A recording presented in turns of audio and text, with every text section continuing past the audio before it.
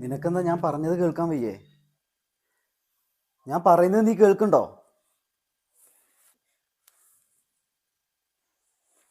നീ എന്തിനാ അമ്മയോട് ചൂടായിരുന്നേ? അമ്മ പറഞ്ഞത് ശരിയല്ലേ? നിന്റെ അച്ഛൻ പറഞ്ഞ വാക്ക് പാലിച്ചിട്ടുണ്ടോ? തരാളെ മുഴുവൻ തന്നിട്ടുണ്ടോ? ഇതെന്റെ വീടാ. ഞാൻ പറയുന്നത് കേട്ട് മര്യാദക്ക് അടങ്ങി ഒതുങ്ങി ഇവിടെ നിന്നോണം.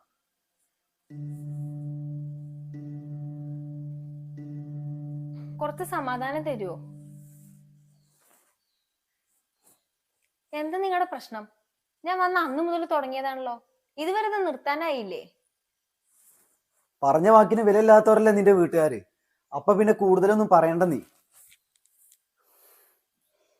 കിട്ടിയത് പോരാഞ്ഞിട്ടല്ലേ ഈ വർത്താനം? കുറെ ആയി ഞാനിത് സഹിക്കുന്നു. നീ എന്റെ ഭാര്യയാണ്, അപ്പൊ ഞാൻ പറയുന്നത് കേട്ടോണം. പോയി ഒരു ചായ എടുത്തോണ്ട് അടി. ദേ, എടി പോടിന്നൊക്കെ താൻ തന്റെ വീട്ടുകാരെ വിളിച്ചാ മതി.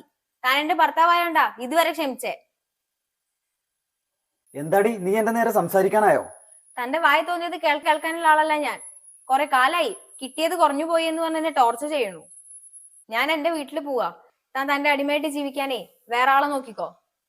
ഇതിന്റെ പേരിലേ ഇവിടെ കിടന്നനുഭവിച്ച് തൂങ്ങിച്ചാവാനൊന്നും എന്നെ കിട്ടില്ല. ഞാൻ എന്റെ വീട്ടിൽ പോയി നല്ല അന്തസ്സായിട്ട് ജീവിച്ചോളാം. ആ, ഈ അവസ്ഥയിൽ നീ നിന്റെ വീട്ടിൽ പോയാൽ അവർക്ക് നീ ഒരു ബാധ്യതയാണ്, കേട്ടോടി. തന്നെ കല്യാണം കഴിഞ്ഞിട്ടല്ലേ ഞാൻ എന്റെ ജോലി കളഞ്ഞേ. അതുവരെ ഞാൻ സ്വന്തം കാലിൽ തന്നെ ജീവിച്ചിരുന്നേ. അതുകൊണ്ട് ഞാൻ ഒരിക്കലും അവർക്കൊരു ബാധ്യതയാവില്ല.